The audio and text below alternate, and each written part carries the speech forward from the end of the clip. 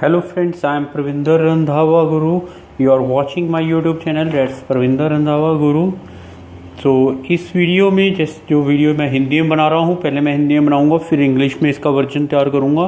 तो इस वीडियो में मैंने जैसे कल नॉट गिवन और ट्रू फॉल्स नॉट गिवन किया था, तो उसी को मैं मतलब कि आगे एक्सटेंड कर रहा हूँ। आई थिंक कल मैंने 4 तक किया है, तो today I am going for 5, 6, 7, 8। तो मेरा ये सेट कंप्लीट हो जाएगा 1 to 8 वाला, तो 1 to 8 वाला। और सेकंड थिंग, ये जो टेस्ट है जैसे कि people it's a test 2 and book is Cambridge 16, जो न्यू पब्लिकेशन वाली बुक है आपकी कैम्ब्रिज की, टेस्ट 2। ये एकेडमिक वर्जन है। So remember one thing book का, so this is academic reading, but इसमें इफ़ेक्ट नहीं पड़ता। जो हमारे वो होते हैं टिप्स होते हैं वो ऑलमोस्ट सेम होते हैं। तो जैसे मेरा 5, 6, 7, 8 था, 4 मैंने कल कंप्लीट किया जिनके आंसर्स आपके सामने हैं। तो geoglyphs were created by people placing white chalk on the hill side.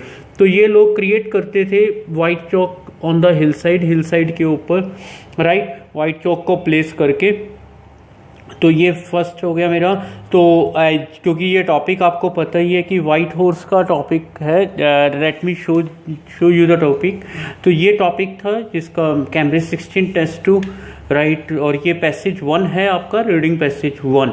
So easily आपको मिल जाएगा, that's not a big thing, everything is available nowadays on internet. तो many geoglyphs in England are no longer visible.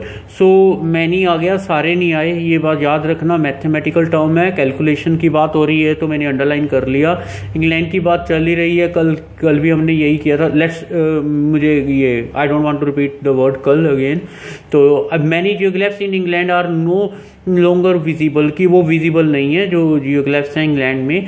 7th क्या है, the shape of some geoglyphs has been altered. तो यहाँ मैंने जो टेंस देखा है, ये याद रखना प्लीज, मैं टेंस पे बहुत ज़्यादा ध्यान देता हूँ। तो यहाँ मेरा प्रेजेंट परफेक्ट आ गया है पैसिव वॉइस में, ठीक है।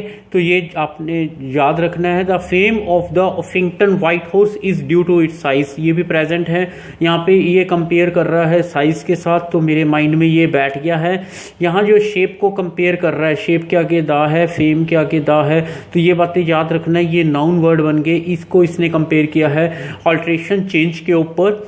यहाँ पे इसने मैथमेटिक्स की कैलकुलेशन की है और इस चीज को कंपेयर किया है इसने, और रिलेशन बनाया है नो लॉन्गर विजिबल, नो पे ध्यान देना है आपने।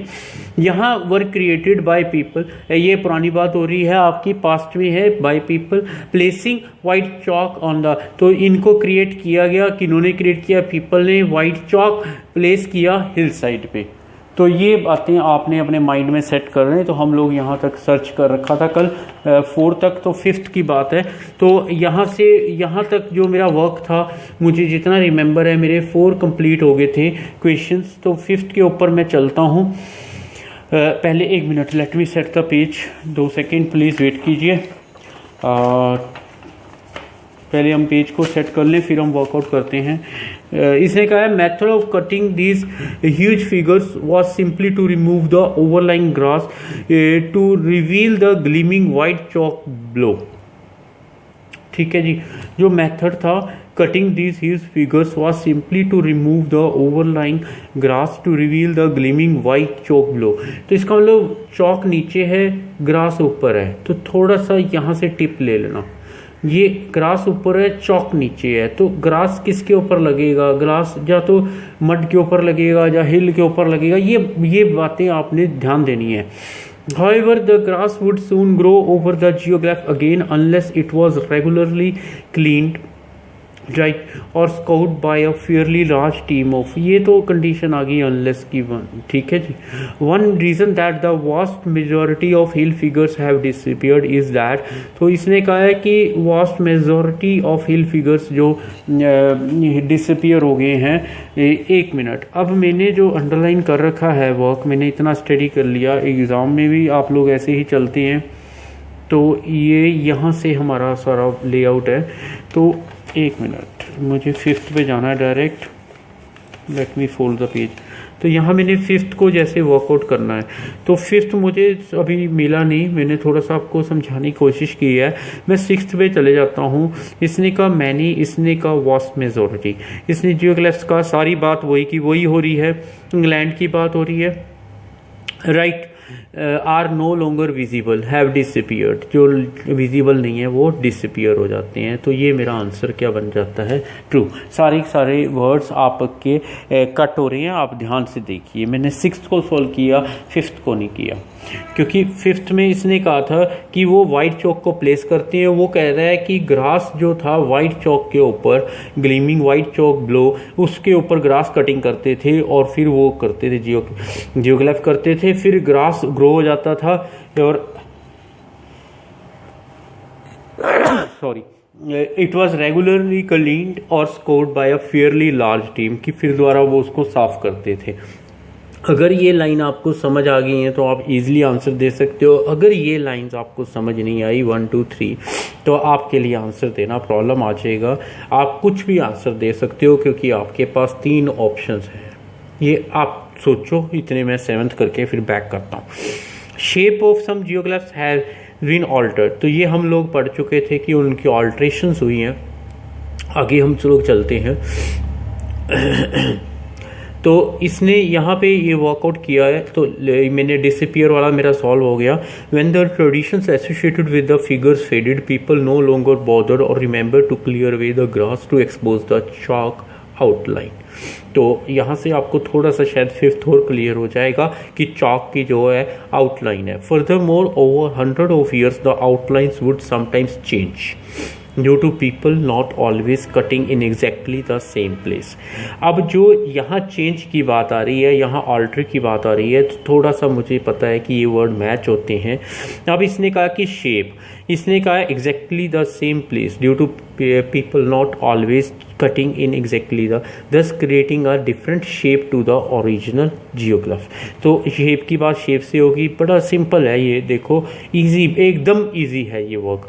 सम जियोग्लिफ्स, सम की बात करी है तो यहाँ पे इसने thus creating a different shape to the original geoglyph. यहाँ पे इसने किसी सम की बात अभी तक नहीं करी है, लेकिन ओवरऑल जैसे मैंने आपको बताया कि ट्रू फॉल्स और येस नो में यही डिफरेंस होता है, ठीक है जी, कि इनमें हमने थोड़ा सा फैक्ट्स के ऊपर जाते हैं। तो जब इसने कह दिया, एक की तो बात करी है different shape to the original, लेकिन द ओरिजिनल कहा है तो पर्टिकुलर सभी को एक तरह का ले लिया है, तो काफ़ी आ जाते हैं। इसने कहा है ऑल्टर ओवर टाइम, इसने कहा है ड्यू टू वट एवर में भी एग्जैक्टली सेम प्लेस पे कटिंग नहीं करी तो डिफरेंट शेप दे देते हैं। अब आ गया टाइम की बात कहाँ हुई है, क्योंकि ये वर्ड कहाँ पे है, over 100 of years, right, the wood change. तो हर वर्ड आपका देखो मैच होएगा, तो आंसर नेचुरली आपका बिल्कुल ठीक होएगा। अगर हम छोटी छोटी बातें भी पकड़ेंगे ना तो हमारा आंसर ज़रूर ठीक होएगा। अगर हम इन्हीं चीज़ों को इग्नोर कर देंगे कि जैसे अब मैंने ओवर टाइम आपको पकड़ा है, यहाँ पे मेरे को 100 ऑफ ईयर्स हो गया, तो मेरे ये दोनों मैच हो चुके हैं। बात मुझे मतलब कि बेसिकली मैंने आपको जब भी रीडिंग के मैं टिप्स देता हूँ जल्दी, यहाँ पे मुझे अपना माइंड तो चलाना ही चलाना है, बट मुझे अपना माइंड उस कॉपी वर्जन के अकॉर्डिंग चलाना है जिस बंदे ने ये बनाया, क्योंकि उसने ये जो 7th क्वेश्चन है बिल्कुल यहाँ से उठाकर यहाँ रख दिया। सिर्फ उस बंदे ने क्या हमारे साथ क्लेवरनेस की है कि उसने थोड़ी सी लैंग्वेज को घुमाया। आगे चलते हैं। The fame of the Uffington white horse is due to its size. अब हम साइज पकड़ते हैं इसका। The fact that any ancient hill figure survive at all England today is testament to the strength and continuity whatever may be. तो ये मेरा first page जो है कंप्लीट हो गया। आप देख लीजिए, इन्होंने आयरन एज की बात बता रखी है ब्रिटिश एरा की, तो वो इन्होंने टिप दे रखा है आपको कि अगर कोई मुश्किल वर्ड आ जाता है तो ये लोग इंडेक्स बना देते हैं। अब मेरा जो ये 8 है इसमें ही कह रहा है Uffington white horse is due to its size is a unique stylised representation of a horse consisting of a long whatever may be this and this. ये चीज़ें चल रही हैं। The elegant creature almost melts into the, यहाँ इसका मतलब ये melts का यहाँ पे बड़ा क्लियर है कि वो बिल्कुल फिक्स है उसके अंदर, ठीक है। ये मेल्ट वो वाला मेल्ट ना ले लेना इसको, क्योंकि यही लैंग्वेज की वो है कि the amazing thing of this language is that कि वर्ड को एडजस्ट करना बहुत ईजी होता है। तो melts into the landscape the horse is situated this and this whatever may be क्या आपको इतनी देर इसने इतनी इंट्रोडक्शन दी है इस चीज़ की, आपको कोई साइज वर्ड मिला या उससे रिलेटेड कोई वर्ड मिला? अगर मिला है तो अपना आंसर दे दीजिए, मैं आगे भी चलता हूँ।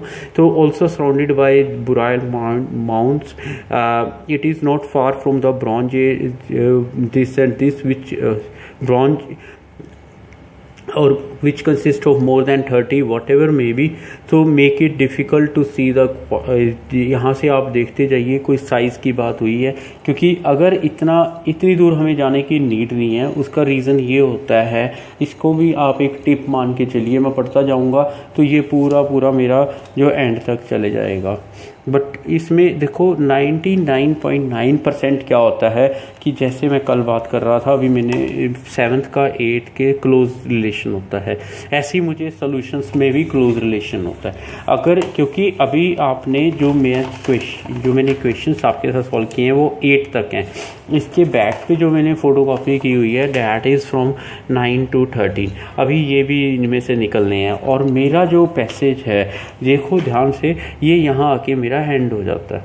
तो इसका मतलब 9 to 13 भी उसने या तो इधर से बनाए हैं, कहीं से भी बनाए हैं। कैम्ब्रिज का जो पैटर्न है उसको तो ये लोग ब्रेक करेंगे नहीं, ठीक है। तो इतना मैं अगर पढ़ता है मेरा टाइम वेस्ट हो जाएगा। हम लोग क्या करते हैं एग्ज़ाम पॉइंट ऑफ व्यू से, अब एक बात ध्यान रखना, मैंने 5th नहीं अभी तक सॉल्व किया, वो मैं कर देता हूँ कि हम लोग इसको, जब मुझे साइज़ यही मिला इंट्रोडक्शन में, तो मैं एक बारी तो इसको नॉट गिवन दे दूँगा।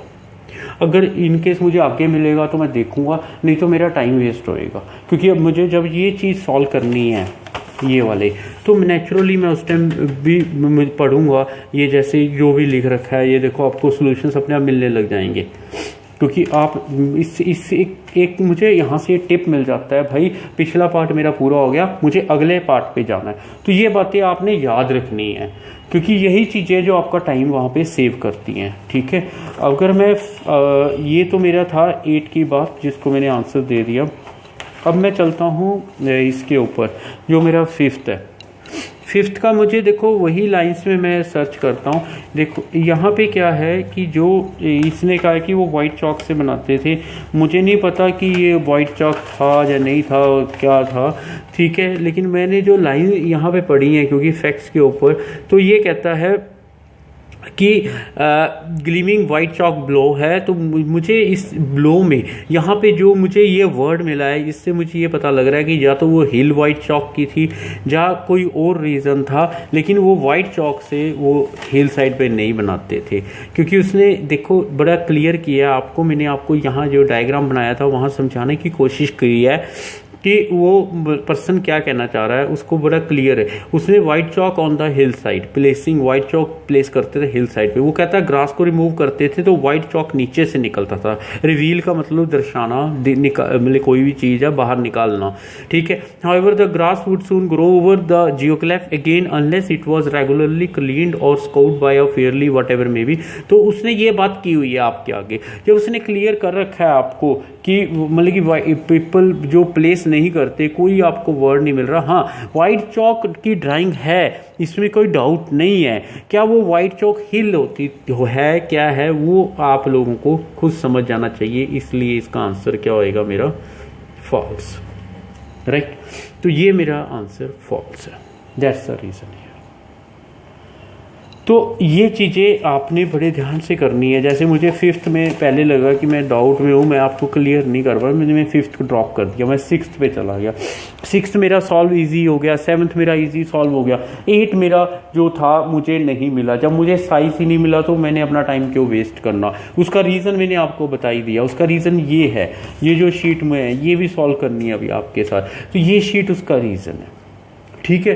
तो इस तरह, क्योंकि 9 to 13 आपके सामने है, ये देखो आप स्क्रीन के ऊपर, तो 9 to 13 है। तो जब ये रीज़न मुझे पता लग गए, हर चीज़ पता लगती जा रही है, तो मैं क्यों टेंशन लूँ, राइट। तो क्योंकि मैं इसी चक्कर में कि एक क्वेश्चन के पीछे या एक क्वेश्चन मैं अपना टाइम वेस्ट कर ही जाऊँ। तो अब आप मतलब पॉइंट ये है ना कि मुझे वर्कआउट करना है, टाइम भी सेव करना है, और विद इन 1 आवर मुझे उनको टेस्ट वापस मैंने नहीं करना, वो खुद मेरे से ले जाएंगे, स्नैच कर लेंगे वो आपसे आंसर शीट और राइट। तो ये बात आपने याद रखनी है वहाँ पे। They will not give you additional second also, right, they will not give. तो कोई आपको नहीं देगा एक सेकंड भी. So remember one thing, and you are watching YouTube channel that's Parvinder Randhawa Guru. Please like, comment, share my YouTube channel. That is right. Above all, there is a super thank button, so try to punch that button also if you like to be. So उसमें क्या होएगा कि मुझे लगेगा कि मैं कुछ मेहनत कर रहा हूँ तो आपको बेनिफिट हो रहा है. That's my point, right. Else it depends on you, right. My dear, you are one of the best fellow in this world, so remember one thing. Thanks once again for watching this video.